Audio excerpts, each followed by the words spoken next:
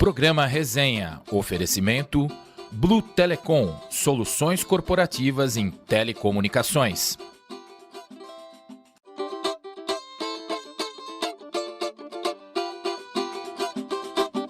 Se você quer curtir, que venha música boa, esporte, amizade, aqui no programa Resenha.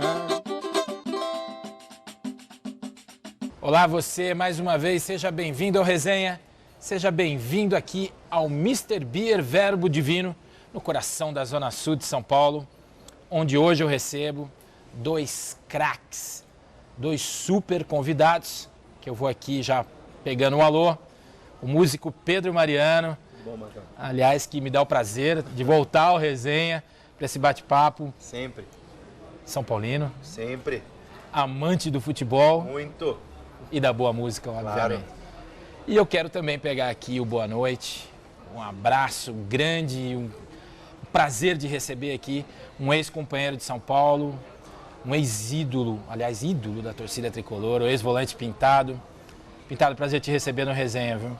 Prazer é meu, Marcão. Obrigado pelo convite. Estou muito contente de estar aqui de novo. Então vamos fazer um brinde aqui, afinal de contas estamos num bar e comemorando entre amigos aqui esse reencontro. Então, saúde. A vocês, saúde. Então, a gente vai sair para um rápido intervalo, mas você curte aí um pouquinho do Pedro Mariano e a gente volta para um primeiro tempo de um super bate-papo daqui a pouco. Tradição, confiança e experiência. A Casulo Corretora de Seguros trabalha com as melhores seguradoras do mercado e oferece proteção e tranquilidade para você e sua família. Saiba mais no site casuloseguros.com.br.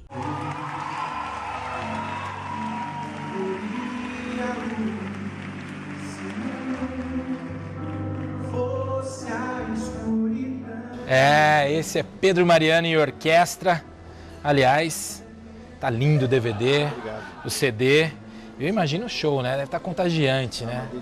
Uma delícia. Experiência incrível. Viciante. E me fala um pouquinho da ideia, né? Fala para os nossos amigos de casa, né? A ideia de fazer um show com orquestra, Pedro. Era mais que um sonho, era um objetivo de vida. Eu sempre me coloquei, como cantor, eu sempre me coloquei algumas metas que eu tinha na minha vida, uns objetivos que eu tenho ainda, tem um monte de coisa que eu quero fazer ainda, graças a Deus, e que ao completá-las eu me levaria mais a sério, né? Eu acho que a gente tem que ser, eu tenho que ser o meu primeiro fã, né? Eu tenho que ser o cara, eu tenho que passar no meu crivo primeiro. Claro. Então eu tinha algumas coisas que eu achava que eu tinha que fazer para eu me levar a sério, ou seja, completar essa tarefa, olhar, e se ela tivesse bem feita eu me levaria mais a sério.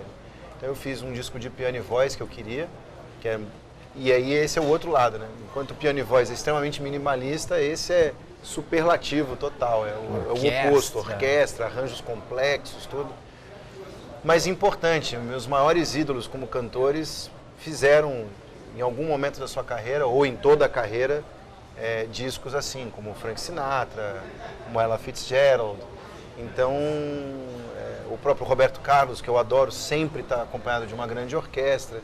Então eu me pus esse objetivo e esse desafio. Eu não posso deixar de te perguntar uma coisa. Você falou de ídolos, enfim. Obviamente, Elis Regina, sua mãe. Lógico. É uma ídola, sem dúvida nenhuma. Sem dúvida. Ela chegou a fazer algum trabalho assim, por exemplo, com orquestra, algo do tipo? Marcão, naquela época, né? E era muito difícil você não fazer uma coisa com orquestra. Você imagina que ela ficou no Fino da Bossa, com o Jairzão, acho que foram uns 4 ou 5 anos em cartaz. E as televisões tinham as suas próprias orquestras, então virava e mexia, aparecia um arranjo grande para você tocar com uma grande orquestra. E quando ela viajava para a Europa, fazendo turnê em Europa, que acontecia toda hora também, ela sempre ia para fazer um programa de televisão e tinha uma orquestra lá. E o meu pai, depois que meu pai passou a acompanhá-la, isso já depois da década de 70, um arranjador com uma boa caneta, que chegasse no estúdio e tivesse uma orquestra pronta para tocar, o cara fala assim, agora é sonho, me dá o papel aí que eu vou fazer de piano. Não, isso aí é canetando. Então acontecia muito. Ela não chegou a gravar discos, mas tem muitos registros dela com grandes formações, coisas gravadas na Alemanha, na Itália. Que legal. Tem bastante coisa. Então, em algum momento da carreira desses grandes cantores, acontecia esse momento de você ter que ir cantar com uma grande orquestra. E o futebol também acho que tem que ser como uma grande orquestra, né, Pintado? Tem que funcionar tudo direitinho. Eu tô pensando nisso. E é um show, né? Não, eu imagino, e eu queria até fazer uma pergunta, não sendo... À vontade. Não atrapalhando o programa. Eu vou fazer um monte pra você, fica tranquilo. Essa é a resenha. Então, eu acho que qual é o grande desafio, Pedro? Porque a gente, que você se acostuma, né, a ter um grupo jogando junto. E qual é o grande desafio teu, que vamos dizer que é um solo, certo? Um trabalho mais solo. Qual é o grande desafio de tocar com uma orquestra? Qual é, onde você tem que se encaixar? Qual é o teu... Porque eu jogando, né, eu tinha que ter uma ideia onde eu ia me posicionar. E aonde é o posicionamento? Eu acho que depende muito do que você propõe para o resultado final do projeto, né? Existem alguns projetos orquestrais, alguns projetos com cantor, com crooner, vamos botar esse nome, né? Com um solista ali na frente cantando, onde tudo está acontecendo para ele ou para ela. No caso da ópera, por exemplo, tudo gira em torno daquilo. Mas até isso, até a participação do solista de ópera, por exemplo, está tudo escrito. Ele não foge do que está escrito pelo arranjo original. É dentro do mas script. é feito para ele. No meu caso não é assim, é um pouco mais democrático, digamos assim. E aí eu fiz uma opção, nesse projeto especificamente, eu fiz uma opção que eu não seria apenas um solista.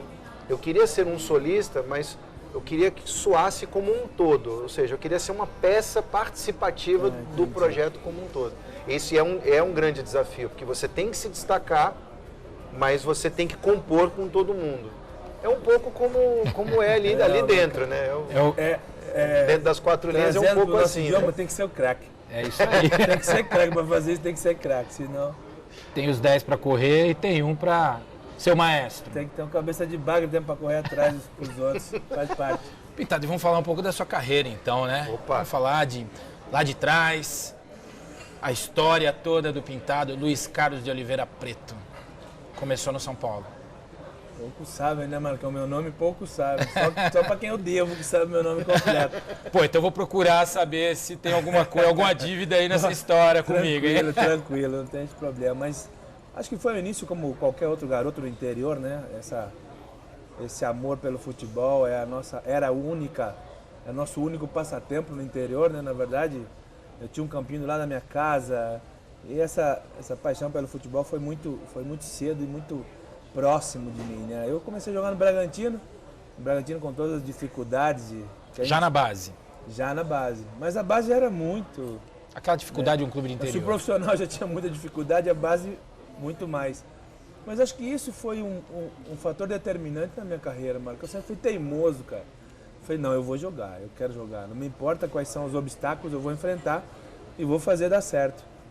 E aí logo fui para o São Paulo, aí voltei para o Bragantino com o Luxemburgo, tudo que o Bragantino passou naquele momento positivo. E eu sou de Bragança. Em 90, né? 90, 89 que o Luxemburgo chegou, 89, 90 e 91 que já era o Parreira, né? Na final do Brasileiro. Foi o grande momento do Bragantino ali, né? Sem dúvida. Nunca Campeão mais, paulista, aquela final caipira, né? Com o Novo Horizontino. A gente sabe que nunca mais a gente vai ver esse Bragantino. Foi muito legal, um momento muito especial. Acho que isso vai ficar... Minha geração, acho que se conhece o time do Bragantino, conhece por causa dessa geração. Não, e a final do Brasileiro, né? São Paulo e Bragantino, lá em Bragança, inclusive. Final de Brasileiro, São Paulo e Bragantino, em Bragança Paulista. Nunca mais, né? Isso mais, cara. Aí vem a tua história pro São Paulo, essa tua volta pro São Paulo, já com o mestre Tele Santana. Cara, isso são momentos que para mim é muito emocionante falar sobre isso, porque bom, você estava lá, né, cara? Você viu que esse foi um momento muito especial para mim. Eu sabia que era a chance da minha vida, a minha sorte. Eu costumo dizer, né, que a minha sorte na vida foi ter jogado no São Paulo. Eu nunca vou ganhar na Mega Sena, nunca vou ganhar algo fácil. Eu vou ter que trabalhar, eu teria que trabalhar muito. E esse foi meu momento especial. E o mais legal é que eu entendi isso, né? Falei, pô, cheguei onde eu queria. Eu consegui a porta entreaberta agora eu vou entrar. Era isso que eu precisava. E foi uma geração diferente, né? Você imaginava, naquele momento dessa volta para o São Paulo, que aquele grupo ia conseguir chegar tão longe? Difícil, né, Marcão? Você imaginar que a gente conquistaria tudo aquilo. O nosso dia a dia era muito simples, cara. O nosso dia a dia não era, pô, que não pode entrar torcida, que a imprensa não pode aparecer, como é hoje, né? A gente não tinha essa... não era... Era só futebol, né? Era futebol e a gente tinha esse prazer de jogar no São Paulo, a gente tinha esse compromisso com o clube, a gente sabia a importância que era ganhar. A gente não foi apenas, pô, vamos lá ver o que acontece. Não. Pô, vamos lá ver o que acontece. E se a gente ganhar, muda a nossa vida. Muda as nossas vidas, elas vão se transformar. Isso a gente entendeu, né? Foi muito positivo isso, cara. Você viveu um ambiente que, né, a gente nunca mais vai encontrar aquilo e é muito legal. A gente costuma dizer, viu, Pedro? Esse pessoal dessa nossa geração, que vai ser muito difícil um dia um clube de futebol ter um grupo como aquele, né, Pintado? Porque às vezes a gente tinha no grupo 40 atletas, chegou uma época de ter 40 atletas, e você não tinha um problema e todo mundo imbuído de um mesmo objetivo. Isso era muito legal, né? Você como torcedor, que eu sei que é do São Paulo, vivenciou um pouco dessa época também, acompanhou? Muito. Como é que você via esse grupo lá de fora? Eu tentando não usar os jargões que já se usa normalmente no meio do futebol e da imprensa esportiva, o que eu enxergava de fora é que tinha um foco muito grande. Era um time focado, né? E é engraçado que ele também tinha umas peças que eram um pouco, a palavra não seria refúgio, mas eram peças marginalizadas, um histórico marginalizado que o São Paulo recuperou, né? O Zete, o Tele, que era pé frio, por causa de 82, ninguém entendeu por que o São Paulo contratou o Tele, né? E aí, o Tele, pé frio, o que vai acontecer? E aí ele implementa toda uma filosofia de trabalho que é muito mais do futebol, né? Ele cuidava da vida de todo mundo, mandou trocar gramado, começou a mexer em tudo. Os caras falam assim, velho, é louco, o que ele está aprontando? E aí começa a aparecer resultado, Daqui a pouco todo mundo diz, não, louco somos nós de não fazer o que ele está fazendo. Pô, acordar de madrugada para ver uma final de Mundial, quando na minha vida que eu achei que eu fosse ver o meu time ser campeão mundial, entendeu? Isso era uma coisa muito legal. Um momento especial, né? É muito especial. E eu acredito que a curva ascendente da torcida São Paulina, o resultado foi dessa geração. Essa geração que começou a mexer com isso. Eu estava falando aqui em off, eu comecei a entender qual era a função de um volante no campo vendo o Pintado jogar. Aí, que legal. Agora entendi. Eu não entendi, agora eu entendi. Agora eu sei como é que é. E a gente vai contar mais histórias do São Paulo de Tele Santana, e essa resenha gostosa aí. Daqui a pouquinho a gente sai para um rápido intervalo, mas você vai ficar com um pouquinho mais aí do Pedro Mariano.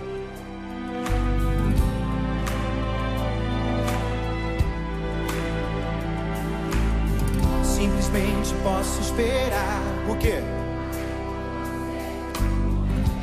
Tradição, confiança e experiência. A Casulo Corretora de Seguros trabalha com as melhores seguradoras do mercado e oferece proteção e tranquilidade para você e sua família. Saiba mais no site casuloseguros.com.br. Mesmo assim eu posso esperar até deixar um recado na tarde. Esse é o Resenha voltando para o seu segundo tempo desse super bate-papo aqui com Pedro Mariano e o ex-volante do São Paulo, Pintado. E a gente falava um pouco da década de 90, né? A época que eu acho que marcou muito para o torcedor são paulino. E Tele Santana. O que foi Tele Santana? Vou começar pelo Pintado. Pô, Marcão, é complicado, né, cara? A gente falar isso, principalmente eu, né, que o momento mais difícil da minha vida foi o cara que abriu a porta pra mim. Então é complicado, né? Ao mesmo tempo, era um cara muito exigente. Eu morava na frente do quarto dele. Você lembra que... Aliás, vamos contar essa história, né? Uma delas, né? depois a gente vai falar dela, que ele morava dentro do centro de treinamento, Sim. junto com a gente. Né? E Muito vamos continuar com o Tele, a tua versão de Tele Santana. Mas eu acho que era um profissional acima de qualquer coisa. Ele nunca teve essa proximidade com a gente, embora buscasse isso, dando dura na gente, embora cobrasse da gente como se nós fôssemos um filho, que era uma verdade, e ele falou isso, né? Pô, eu tô pedindo porque é bom pra vocês, não é porque eu sou chato. Façam o que eu tô falando pra vocês, lá na frente vocês vão entender o que eu tô falando. O Palhinha, Macedo, esse pessoal que gostava de trocar de carro, né? Adorava. E o Tele sempre exigiu isso, né? Cobrava isso, poxa, guarda o dinheiro. Você tem 3, 4 carros, mas você não tem nenhum apartamento, tá errado. Né? Essa proximidade dele era realmente como um líder, uma pessoa que sabia manter essa distância, né, exata, e nem tão amigo, mas nem tão distante como um profissional apenas. E eu acho que ensinou muita coisa pra gente, né, Marcão? Todo mundo que ouviu os conselhos do seu Tele, hoje tem uma vida menos difícil. Tirou uma experiência de tudo, do que uma lição, né? De tudo que ele passou. Pedro, e pro torcedor, para um cara como você, vendo Tele Santana? Quantos treinadores têm um bandeirão com a sua cara, né? Na torcida, né? Quantos? São só 2, é o Tele e o Muricy. São os únicos que eu conheço que tem bandeirão com a cara deles. Mas eu lembro, como eu falei aqui, eu lembro dessa sensação da contratação dele, muitas interrogações, né? O cara que não ganhou a Copa do Mundo, esse é o cara que vocês vão contratar? Vocês estão falando sério, né? E aí, quando você começa a ver ele deixava claro a metodologia dele de trabalho, o quanto ele era participativo nessas questões pessoais, e você viu o resultado, e o quanto o time começou a evoluir, e aí chegou uma hora que você ficava olhando, eu ficava olhando o jogo, eu via ele nervoso, mascando chiclete e tudo mais. Quase nada, o Tele não ficava nervoso. Imagina. E, cara, era muito curioso. Eu acho que era mais ou menos a mesma empatia que a torcida teve com o Muricy, porque você sentia que ele era o 12º jogador. Ele estava ali, se precisasse dar carrinho, ele dava também. Se o lateral viesse muito perto da área dele, pulava com as duas lá. Então, assim, passava isso. E essa coisa profissional, essa coisa focada. Que, na verdade, naquela época, o São Paulo também vendia muito essa estrutura de um grande clube como tinha que ser, né? Enquanto a sensação que dava que os outros clubes eram clubes de boleiros, o São Paulo montava uma história, né? Um CT, e montando refis, e montando vários campos, e não sei o quê, e os outros clubes, aquela meio estrutura meio boleira ainda, e o São Paulo meio já querendo mostrar uma estrutura mais padrão europeu, tudo. A gente sentia isso, era engraçado. E como os resultados vinham, né, vai tudo a favor. Né? E aí você vê a curva da torcida subindo, o estádio enchendo. Eu vou dizer para você que eu sinto uma saudade miserável. Eu fui São Paulo e São José, 127 mil pessoas no Morumbi, eu estava lá, 89. Eu fui no estádio, 89, eu fui no estádio. Eu fui no estádio final de Copa Libertadores, com 160. Eu falava, caramba, isso era muito legal. Aí o Contru estragou tudo, botou só 60 lá, mas tá tudo certo. Mas, cara, era muito legal, a gente vivia o futebol de uma outra forma, bem mais apaixonante. Hoje, de tão profissional e de tão especulativo ficou o futebol, tá um pouco sem graça, eu confesso que tá um pouquinho sem graça. Continuo adorando. O charme parece que se distanciou um pouco do futebol, né? Os personagens, né? Aquele cara que você vai com o microfone, né, o cara fala o que aconteceu ali dentro. Na verdade, você vê que é muito mais todo mundo querendo fazer uma propaganda, né? Ou querendo vender um produto que ele automaticamente vende, que é fácil de você vender, né? É a paixão, o amor pelo futebol é fácil de você vender. Você não precisa pôr um brinco, cortar o cabelo, fazer essas... Cortar mal o cabelo. Exagerar, né, em algumas situações para que apareça. Não precisa disso. E a gente tinha aquela situação, né, Marcão? A gente tinha vergonha de perder, cara. Tinha muita. E a gente não tinha medo de perder, mas a gente tinha vergonha de perder. Então era diferente. Hoje em dia... E o Tele mandava cortar o cabelo bonitinho para não ficar parecendo... Pergunta pro Macedo. Conta a história, Pintado. Você lembra dessa história? Essa... Era você contar que você... que coisa impressionante. A história do Rastafari, Essa né, que ele ficou 8 horas, o Macedo ficou 8 horas numa cadeira de cabeleireiro. E demora mesmo. Chegou para treinar com o Rastafari. Então ele falou, você nem pisa no campo, pode tirar isso. Ele voltou, ficou mais 4 numa cadeira para tirar, enfim. Então ele tinha essa preocupação, às vezes um pouco exacerbada, enfim, como pai mesmo. Mas eu acho que era buscando foco, né? Ou seja, a partir do momento que a sua preocupação está muito mais no seu visual do que no seu rendimento, significa que o seu foco está no lugar errado. Né? Muito provavelmente pensasse assim mesmo. Exatamente. O Zidane, você viu ele algum dia com um cabelo estranho, diferente? Ele não tinha muito, obviamente, mas você não via, né? A chuteira dele era sempre preta, o foco dele está no campo, né? Esses caras são exemplos. A questão né? da chuteira é típica. Pintaria, a gente chegou ao Mundial Interclubes, né? E eu me lembro que você foi uma das nossas grandes referências. Óbvio que a gente tinha grandes jogadores, aquele elenco. Mas o cara que ia mexer no fundo, com essa vontade, com essa coisa, Pintado. É que talvez pela necessidade, né, Marcão? Porque eu, chegando do interior, eu era um dos mais, vamos falar aqui, simples ali dentro. E eu nunca tive essa vaidade de querer ser estrela, de querer aparecer. Longe de mim isso, porque eu tô na foto, né, como a gente fala. Eu sou campeão do mundo e ninguém me tira isso. Mas eu acho que talvez eu tenha sido um dos primeiros, não o único, mas um dos primeiros a entender que aquele era um título mundial pelo São Paulo Futebol Clube. Isso nunca tinha acontecido. E para acontecer novamente ia ser muito difícil. Então, moçada, eu não posso dormir. Eu não posso perder esse foco que você está falando. Eu não posso deixar escapar esse momento. Esse é o momento da minha vida. Esse é o momento da minha vida. Esse é o campeonato, esse é o jogo da minha vida. E eu sei que os meus companheiros estão preparados para ganhar. Isso era muito legal entre a gente tinha essa confiança, sabe? E a gente enfrentou um super time também. São 22 caras, mas são 22 seres humanos, né? O que eles têm mais que nós, né? Vamos jogar, né? Mas tinha a coisa de a gente enfrentar um super time, o Barcelona era. Lógico que Pintado, é. você gritou com o Laudo em campo? Marcão, eu gritei, cara. Ele entendeu? Eu tenho certeza que ele entendeu, cara. Pelo menos eu falei pra ele, eu sei que você tá me entendendo, eu vou te matar, não vem não. Eu me lembro de outra passagem desse Mundial, a questão do lápis, do Zete. Ah, no rosto. No rosto. Porra, cara. Como é que foi isso? Então, cara, é o que eu falei, era um momento tão especial pra mim que eu tinha que fazer alguma coisa.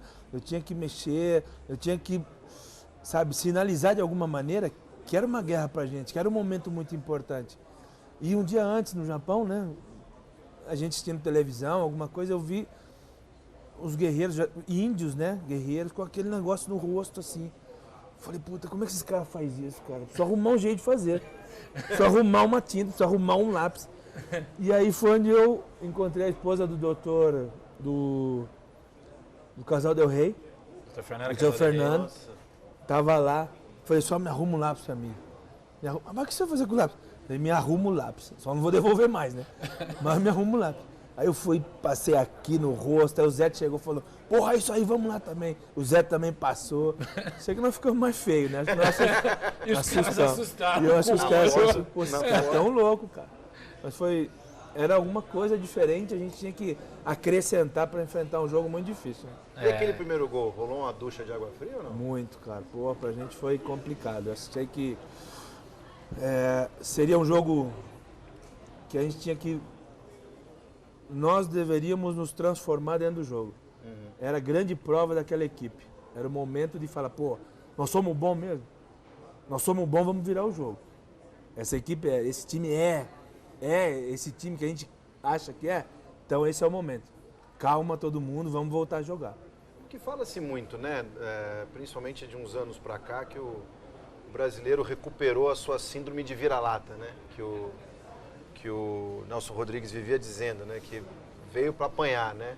Então você vai se deparar com uma superpotência do futebol do Barcelona e toma um gol. E o Brasil estava sem ganhar um título de Copa do Expressivo, Mundo, por né? exemplo, Desde Mais de 70 e 83 o Mundial com o Flamengo. Flamengo. Tinham 9 anos, né? Um momento muito especial, na verdade, pra gente. A hora que sai o empate, eu falei, estamos no jogo de novo. Vamos jogar, vamos com calma, né? Empate é aquele gol prensado, né? Todo... Não, o gol de barriga do Raí. Ah, é o gol de Raí. O Miller deu aquele drible que driblou até a televisão, né? Os caras na televisão caíram. Tá esperando ele até agora. Até agora, coitado, não consegue andar direito, tá torto, né? E o Raí fez o gol de barriga. Nesse empate eu falei, pô, já essa chance é nossa, cara. Esse jogo é nosso. Vamos continuar. E a gente bem no jogo, contra um Barcelona do Cruyff, Koeman, de Koeman, Guardiola, na zaga. Era realmente o Dream Team no momento. Era. E a gente conseguiu virar no gol de falta. Falei, Raí, faz o gol que é o gol do título, velho. Você falou antes da falta com ele. Falei, faz o gol que é o gol do título. E foi jogada ensaiada, né? Aquela falta. Então, mas lembra, Marcão? Nós ensaiamos um ano, não fizemos um gol. É verdade. Era pra ser lá. Pô, e você era o goleiro que ficava pra gente ficar treinando, né? Treinando. Pô, o Raí fez gol de tudo quanto é jeito esse ano, cara. De bicicleta, de calcanhar, esquerda, direita, cabeça. De falta nenhum. Olha que coisa. E ele bate por fora, bate invertido, né? Ele esconde a bola atrás da barreira. A jogada era essa, né? Você rola, alguém para, esconde do goleiro. E ele a bola. não vê de onde ele ela colocou vem, no canto do goleiro, mas com uma perfeição. Tomei tanta dura nessa jogada, cara.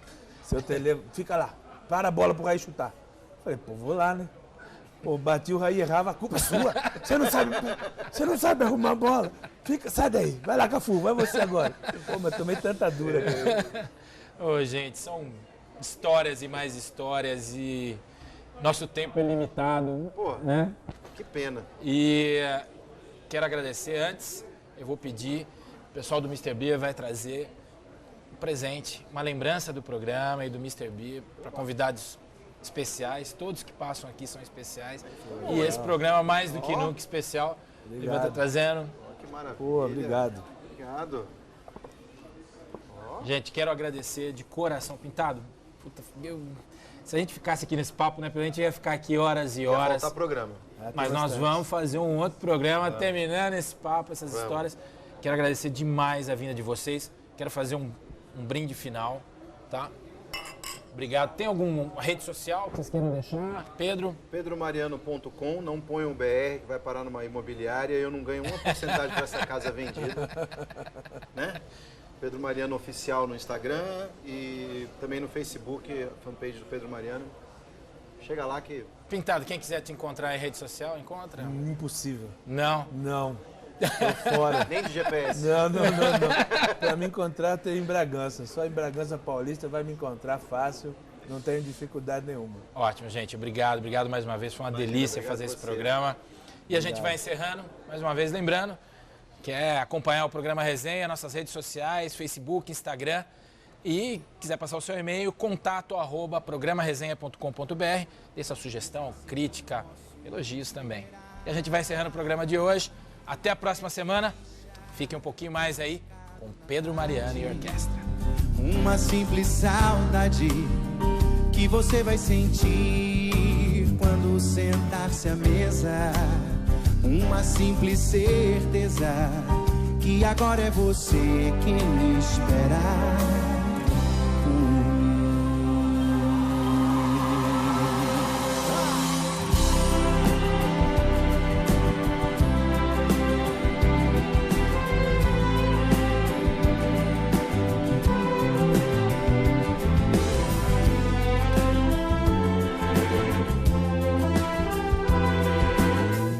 Programa Resenha. Oferecimento Blue Telecom. Soluções corporativas em telecomunicações.